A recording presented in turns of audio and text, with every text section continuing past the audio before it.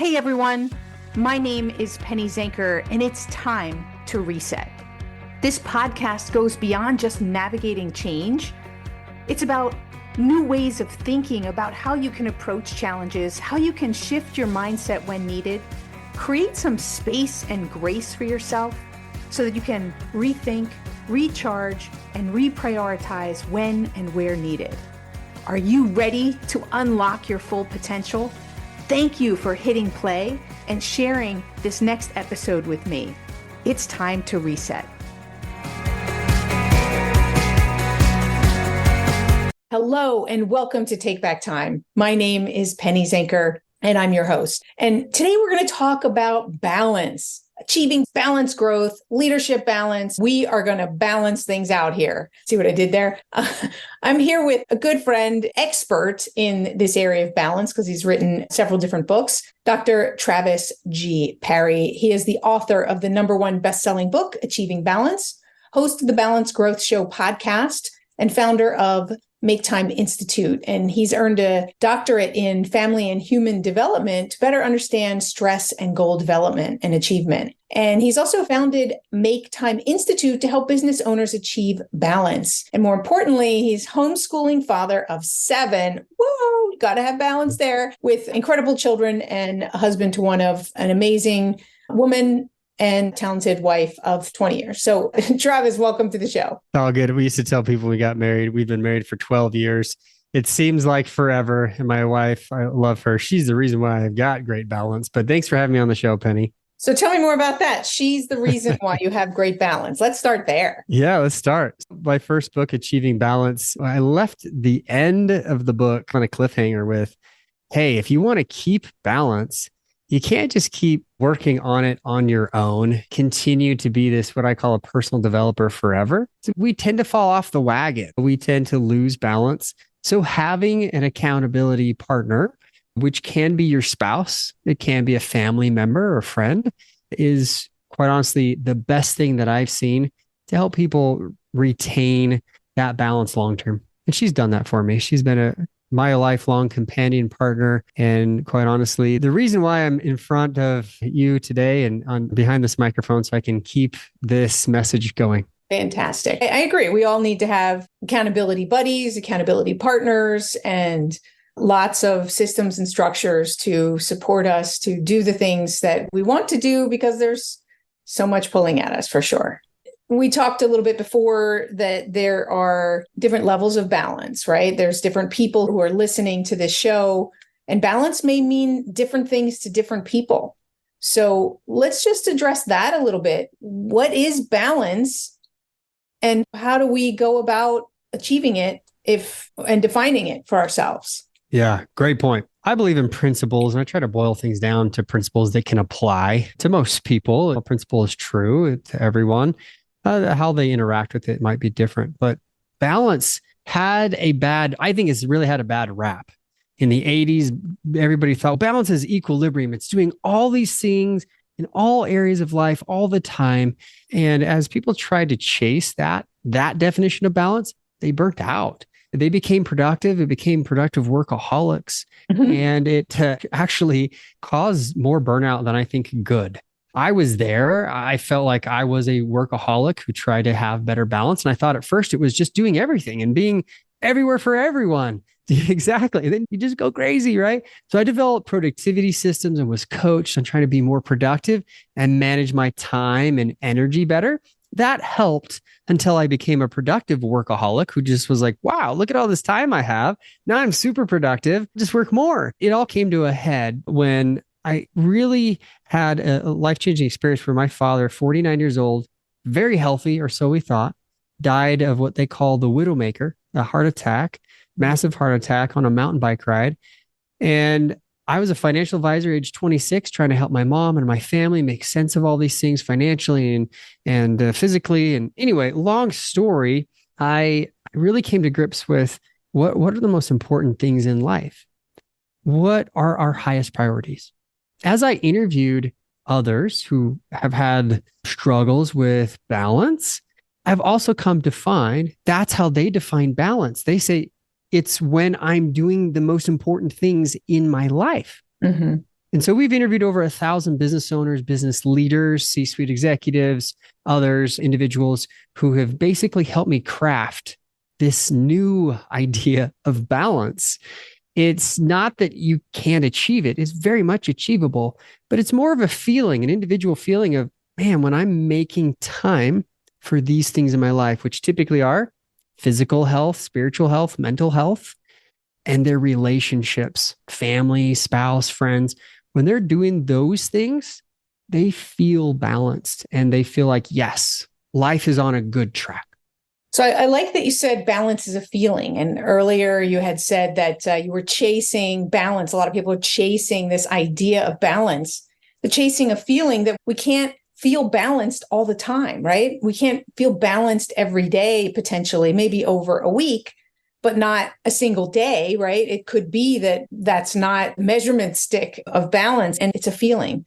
I think that it creates a lot of stress when people are seeking the impossible. Ooh, we have to have the same percentage of time that we spend on our work, we need to spend on our play and things like that. And that's just not realistic, right? I like that you said that you've got some principles and systems. I know you have a new book that just released, I think, right? Called Balance. Yeah, it's on pre-order. Fantastic. So we'll put the information for that in the show notes. Please do. So what can we learn from this new book around how we can use those principles to continue to grow for ourselves? As you said, focus on those things that are most important and still achieve in our work life, right? That's part of what some people feel is the balance of how do I continue to work and also to play and to enjoy and have joy in my life and happiness and still achieve. Yes.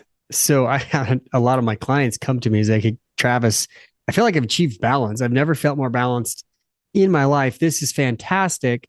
How do I grow my business now and not lose that sense of balance that I've worked so hard to develop? I want to jump in there. I think that's important because so many people think it's a trade-off. You can have one or the other, but not both. So I just want to, everybody listening, if that's you, we're going to drop the mic right now.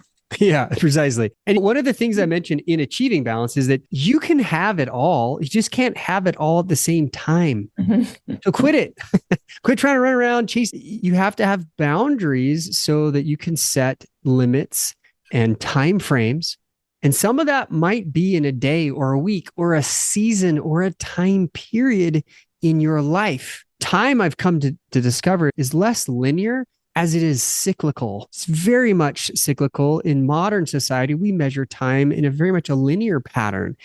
And there are times and seasons in our life. And if it's time for us to grow our business, and it's that season of our life that, hey, we need to actually get it to the next level, or we want to just begin a business and start to grow it as fast as we can or scale what we've already done. Most people think, I have to throw my balance out the window and just work 90-hour weeks in order to start this or to grow it. The problem is, even if you do that for a period of time, there is a tendency to develop habits so strong that when you come back after you've built it or whatever, you're stuck. You're back into the workaholic trap. And I found that some of my clients, like, that was what they were afraid of. So I said, hey, I only work 25 hours a week. I work 4 days a week. We take 16 weeks off a year with my family. We travel. I travel with my wife extensively. We do really fun things. And that's our lifestyle. That's what we value. You can have that lifestyle if you learn to do what I call the balanced growth method. Awesome. I want to hear more about that. I just want to pop in for people who are not entrepreneurs and don't have as much flexibility with their time. Maybe you're not going to go away for 16 weeks vacation because you only get 4 or 6 weeks from your employer. But that doesn't mean that you can't take little mini weekends, long weekends. There's still that ability to create that lifestyle that you want, but you have to be clear on what that is first. You have to be clear on what it is that you want and then create the space and the systems that are going to support it. Absolutely. And there's a place there too for leaders in the company who want to help grow the business. There is a culture of balance that should be cohesive. A lot of people inside corporate structures, even smaller businesses, do not have a cohesive time management or balance culture. They have, oh, this is how I manage my time. This is how you manage your time. It might vary by department, but there's not really a great culture. So my advice there, if you're a leader inside a company, then make sure that people are satisfied with the balanced culture. They may leave because they have better balance at another company, another location. They may start their own business because they're tired of working for the man in such a fashion, to say it that way. As far as the leaders go, the entrepreneurs, I have found the single best way to scale and grow your business is through something I call the balance method, which involves a few main parts. First, what is your transformational system? What I mean by transformational system is your product or service in this day and age can't just be good.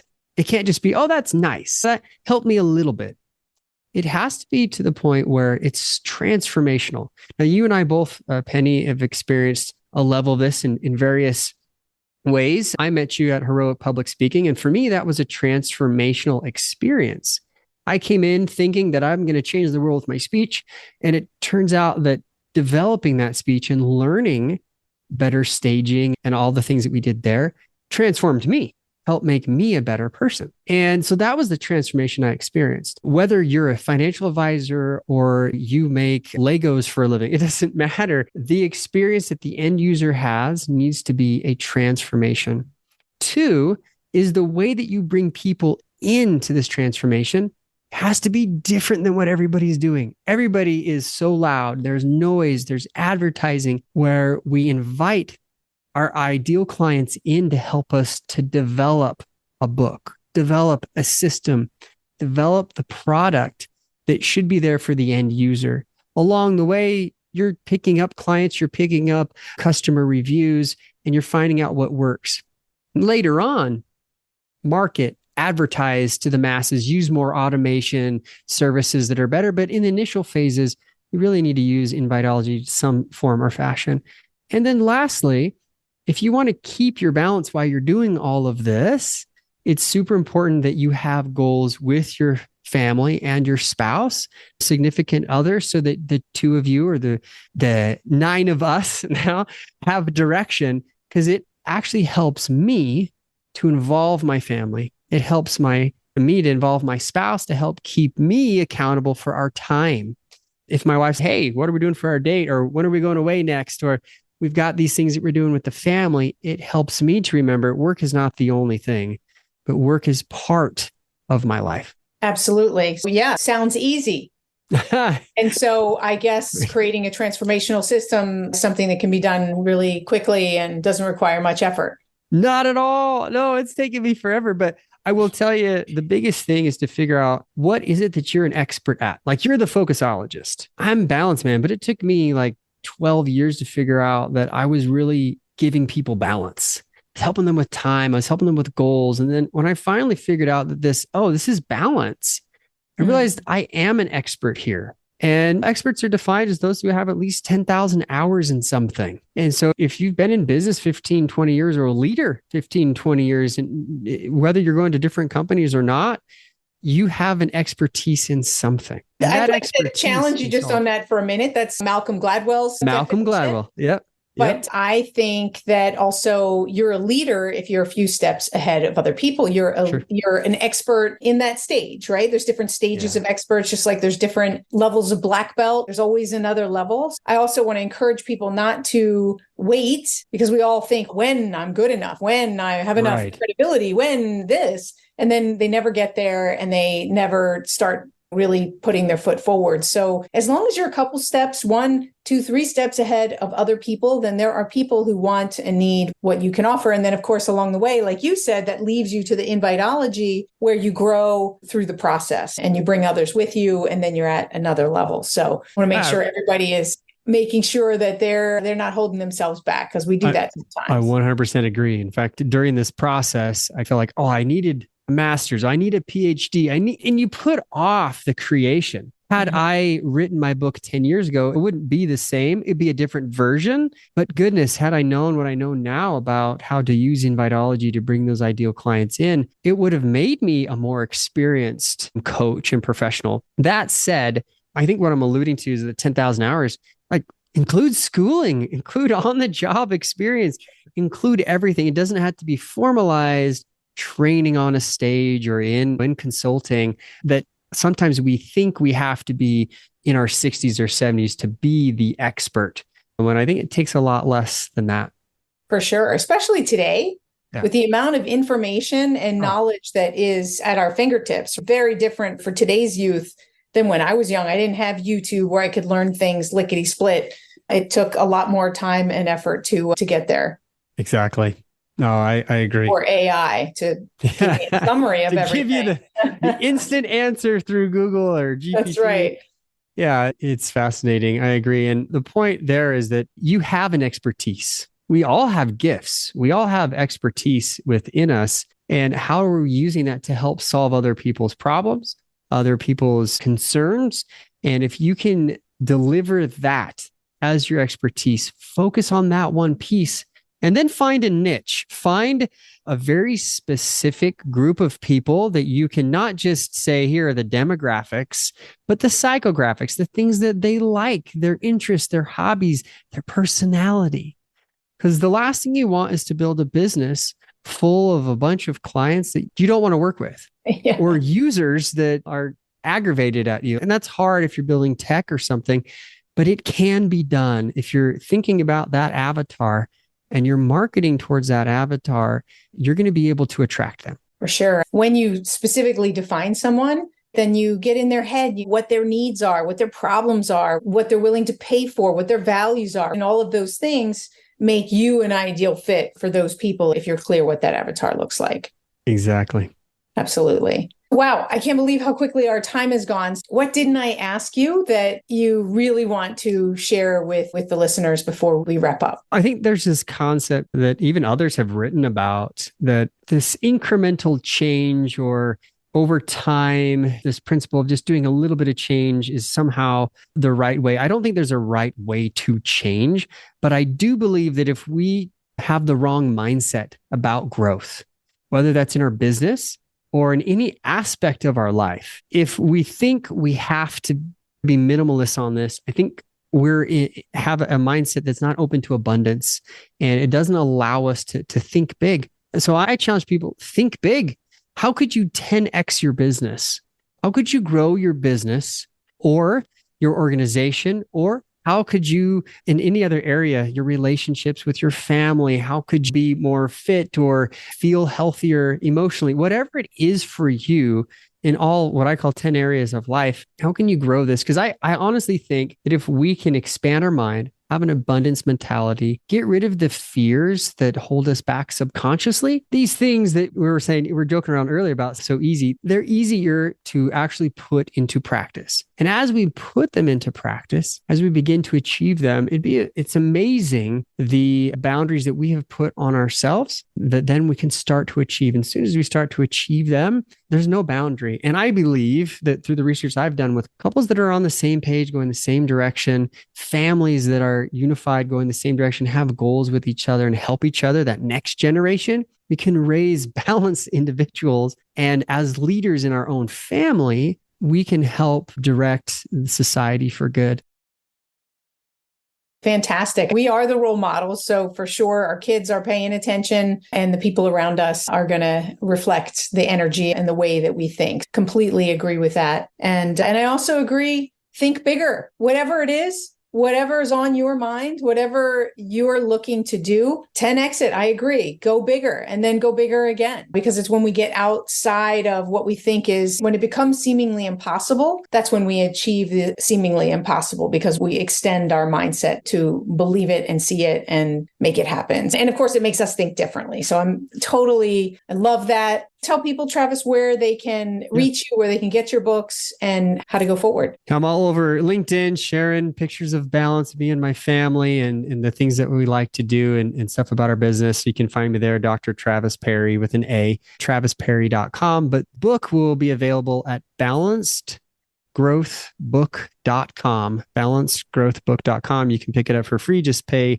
the shipping. When it's ready to go, you will get the notification, because right now it's in pre-order, but we'll hope to have that by the end of the year in time for Christmas. So there you go. Fantastic. Thank you so much for being here. Thanks, Penny. Appreciate it. And thank you all for being here. balance is an important topic. It means different things to different people, but there are some basic principles, as Dr. Parry said in the beginning, that are pretty much universal.